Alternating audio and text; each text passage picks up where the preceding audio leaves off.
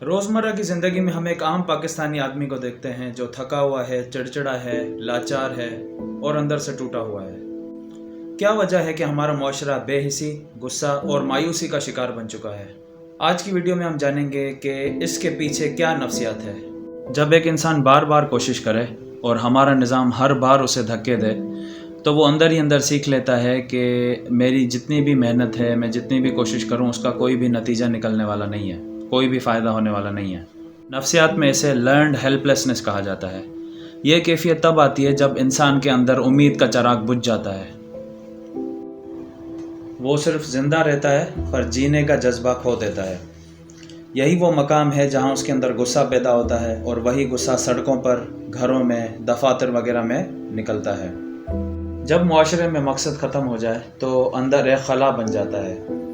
Victor Frankel इस खला को एग्जिस्टेंशियल वैक्यूम कहते हैं। ये खला कभी शराब से, कभी नशे से, कभी करप्शन से और गुस्से से भरा जाता है। आपने देखा है कि मामूली बातों पर लोग कत्ल कर देते हैं, रिश्वत देना मजबूरी बन चुकी है और सच कहने वाले को लोग पागल कहते हैं। तीसरी वजह है बेयकीनी का खौफ।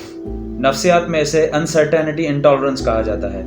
जब इंसान को पता ना हो कि कल क्या होगा, बिजली का बिल कितना आएगा, नौकरी रहेगी या नहीं, या महंगाई कितना और बढ़ेगी, तो उसका दिमाग मुसलसल तनाव में रहता है। एक आम पाकिस्तानी हर वक्त इस बेयकीनी के साए में जी रहा है। इसका नतीजा डिप्रेशन, बेचैनी और परेशानी। जब एक बच्चा बचपन से ये देखता है कि सच बोलने वाला हार जाता है और झूठ बोलने वाला जीत रहा है, तो उसके जहन में ये बात बैठ जाती है कि इंसाफ सिर्फ एक ख्वाब है। साइकोलॉजिकल रिसर्च ये कहती है कि परसीव्ड इनजस्टिस मतलब नाइंसाफ़ी का होना आपके अंदर गुस्सा और स्ट्रेस को जन्म देता है। एक आम पाकिस्तानी के साथ भी यही हो रहा है। वो रोज़ नाइंसाफ़ी बर्दाश्त करता है, रोज़ देखता है कि मैं अगर सच बोल रहा हूँ या मैं ईमानदारी से काम कर रहा हूँ तो मुझे इसका रिवॉर्ड या मुझे इसका जो बेनिफिट है वो नहीं मिल रहा, बल्कि जो 2 नंबरी कर रहा है उसको इनाम मिल रहा है। तो इस तरीके की चीज़ें सोच सोच के वो ज़्यादा स्ट्रेस्ड होता है और वायलेंट थिंकिंग का शिकार बन जाता है।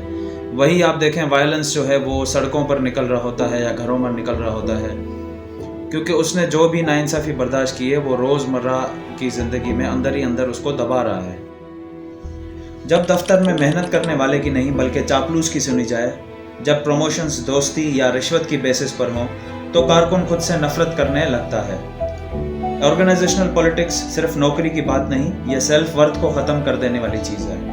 साइकोलॉजी कहती है जब किसी इंसान का रिवॉर्ड और एफर्ट बैलेंस बिगड़ जाए, यानी कोशिश के बावजूद सिला ना मिले, तो वो अंदर से मरने लगता है, खामोश, डिप्रेस्ड या एग्रेसिव बन जाता है। हम अक्सर सुनते हैं कि घर सुकून की जगह होता है, लेकिन सवाल ये है कि जब वही घर आपके दिमाग का सबसे बड़ा दुश्मन बन जाए तो। और यही हमारी 5वीं वजह है कि पाकिस्तानी आम आदमी बाहर भी मार खाता है और अपने घर भी। आम पाकिस्तानी मर्द के लिए सबसे ज़्यादा स्ट्रेस बाहर से नहीं बल्कि घर से आ सकता है। नफ्सियात के मुताबिक जब इंसान अपने करीबी रिश्तेदारों से इमोशनल सपोर्ट के बजाय डिमांड्स लेता है और वो फिर एक क्रॉनिक स्ट्रेस लूप में फंस जाता है। मतलब ये कि वो सिर्फ घर वालों की डिमांड्स पूरी करने रह जाता है, यानी ना दिमाग को रेस्ट मिलता है ना ही दिल को। और घर पर स्ट्रेस की वजहें बहुत सी हो सकती हैं, जिनमें सबसे बड़ी वजह बीवी का नाराज़ होना है, बाप खामोश है, माँ इमोशनल ब्लैकमेल कर रही है और आप सिर्फ अंदर ही अंदर घुट रहे हैं। ये इमोशनल डिस्कनेक्ट आपकी सेल्फ वर्थ को मार देता है और तभी एक आम मर्द हर रोज़ थोड़ा थोड़ा मरता है। तो आखिर एक आम आदमी क्यों इतना स्ट्रेस्ड या फ्रस्ट्रेटेड हो चुका है? ये जो रीज़न्स हमने डिस्कस किए इनकी वजह से। तो सवाल ये है कि हमें क्या करना चाहिए? अपने दिमाग से बेबसी का जहर निकालें, सोच को रीफ्रेम करें। मतलब जो नेगेटिव थिंकिंग आपको आती है कि कभी हालात नहीं बदलेंगे, ऐसा ही रहेगा, हमेशा बुरा ही होता रहेगा, इस थिंकिंग को बदलें और देखें क्या चीज़ है जो आप चेंज कर सकते हैं। कौन सी ऐसी एक चीज़ है जिसमें आप बदलाव ला सकते हैं। तीसरा, मकसद को तलाश करना बहुत ज़रूरी है कि आपकी ज़िंदगी का मकसद क्या है। सिर्फ खाना पीना, कमाना और बच्चों का पेट भरना मकसद नहीं हो सकता, वो सिर्फ सर्वाइवल है। हमें बड़े मकसद का सोचना है कि ज़िंदगी का, मेरी जो एक ज़िंदगी है, इसका बड़ा मकसद क्या है। जब हम मकसद तलाश कर लेते हैं तो हमें मुश्किल बर्दाश्त करना आसान हो जाता है।